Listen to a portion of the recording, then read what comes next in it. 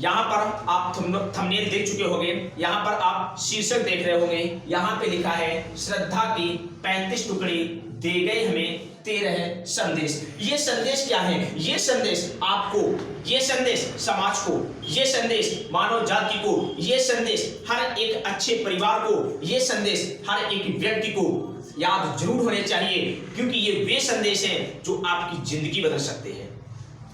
कहोगे ऐसे क्या संदेश है? यदि आपको अपने काम से, यदि आपको अपनी नौकरी से, यदि आपको अपने व्यापार से समय मिले तो एक बार अपने बेटे या बेटी को जरूर देखिए। उनमें क्या देखना है, क्या समझना है? पहली बात, जो बेटे और बेटियां हैं, जो आपके पुत्र और पुत्रियां हैं, क्या वो कोचिंग जा रहे हैं या नहीं जा रहे हैं? पहली नजर आपकी ये होनी चाहिए। दूसरा संदेश ये मिलता है कि जो आपके पुत्र या पुत्री के पास, जो आपके पुत्र या पुत्री के पास जो मोबाइल है उसमें कोई पासवर्ड तो नहीं है। यदि वो पासवर्ड है तो पासवर्ड क्यों है, इसकी आपको जानकारी होनी चाहिए।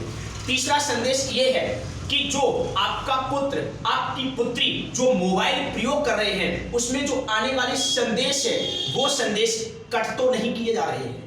यदि वो संदेश कट हो रहे हैं तो क्यों कट किए जा रहे हैं? अगला संदेश, आपके पुत्र या आपकी पुत्री ने जो मोबाइल ले रखा है, जो मोबाइल प्रयोग कर रहे हैं उसमें संदेश आने जाने के टेलीग्राम का टाइम, व्हाट्सएप का टाइम शो हो रहा है कि नहीं हो रहा है? यदि व्हाट्सएप और टेलीग्राम का टाइम शो नहीं हो रहा है तो ऐसा क्यों है, ये आपको पता होना चाहिए। पढ़ाई के नाम पर दोस्तों के घर बार बार जा रहे हैं, ये दोस्तों के घर जाने का कारण क्या है ये भी आपको पता होना चाहिए। क्या वो वास्तव में अपने मित्र के पास पढ़ाई के लिए जा ही रहे हैं या पढ़ाई का एक ढोंग तैयार कर रहे हैं जो कहीं ना कहीं आपके लिए भविष्य में एक संकट बन सकता है?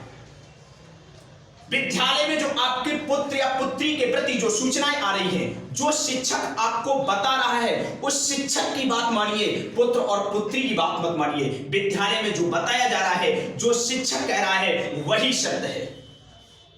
यदि आप पुत्र व पुत्री के पक्ष में बात करते हो तो भविष्य में कहीं ना कहीं आप अपने आने वाली पीढ़ी को बहुत बड़े गर्त में डालते जा रहे हो।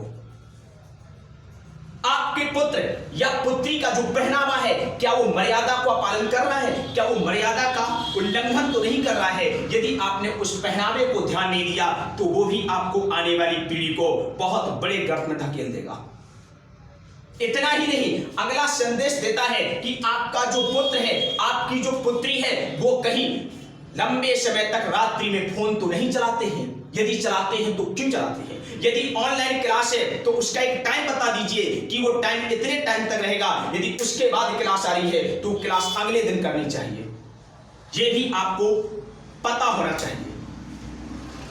अगर आपका पुत्र या पुत्री हॉस्टल में रहते हैं, यदि आपका पुत्र आपकी पुत्री हॉस्टल में रहते हैं तो आपको अचानक बिना बताए समय समय पर जाते रहना चाहिए। क्या वो हॉस्टल में समय से पहुंचते हैं या नहीं पहुंचते हैं? उनको इस बात की इंफॉर्मेशन नहीं होनी चाहिए कि आज हमारे घर से कोई आने वाला है। अगला संदेश हमको ये मिलता है कि जो आपका पुत्र या पुत्री जिस मित्र या सहेली के साथ रह रहे हैं उस मित्र और सहेली का परिवार कैसा है, उसका कैरेक्टर कैसा है, उसकी फैमिली कैसी है, ये आपको जरूर पता होना चाहिए। अगला संदेश ये है, यदि आपका पुत्र या आपकी पुत्री शॉपिंग के लिए मार्केट जा रहे हैं तो बेशक उसकी सहेली उसके साथ हो, लेकिन उसके साथ में परिवार का कोई सदस्य जरूर होना चाहिए। यदि ये नहीं है तो आप कहीं ना कहीं आने वाले समय में अपनी आने वाली पीढ़ी को गर्त में धकेल रहे हो। इतना ही नहीं, यदि आपका पुत्र या आपकी पुत्री एक्स्ट्रा क्लास के नाम पर कहीं जाते हैं तो उस एक्स्ट्रा क्लास से सावधान रहिए। वो एक्स्ट्रा क्लास कौन पढ़ाता है, वो एक्स्ट्रा क्लास की सूचना घर पर है कि नहीं है, और यदि सूचना घर पर नहीं है तो उनको जाने की अनुमति मत दीजिए। इतना ही नहीं, एक संदेश और दिया जाता है, यदि आपके घर में कोई पूजा आदि का कार्य हो रहा है तो उसमें आपका पुत्र आपकी पुत्री बढ़ चढ़कर हिस्सा लेती हो। और एक अंतिम संदेश